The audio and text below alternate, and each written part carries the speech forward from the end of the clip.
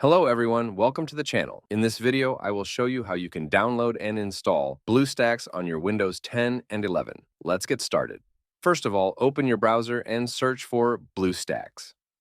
The first link which will appear here will be from bluestacks.com. Click on this link. Once you are on this website, straight away, you will be able to see the download button for Bluestacks. Now, at the time of making this video, Bluestacks 10 is the latest version. If you want to see the previous versions, you can click on See All Versions here. You also have the option to download BlueStacks 5, which was the previous version. Then you have the option to download BlueStacks 5 for different operating systems, as well as BlueStacks 4 for different operating systems. But as I said, the latest version at the time of making this video is BlueStacks 10. I'm going to just click on this BlueStacks 10 download button, which is going to start the download of this .exe file. This X file size is not very big, so it will be downloaded really fast. Once it's downloaded, just click on this file, and let me minimize the browser.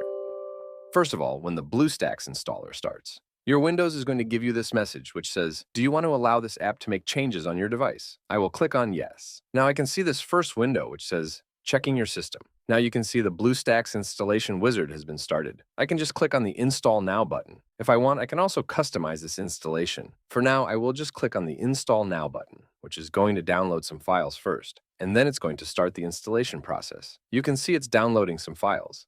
After waiting for a few minutes for the download, I can see now it's checking the system requirements. Once BlueStacks is installed, you will be able to see this icon, which is created here, which is BlueStacks X.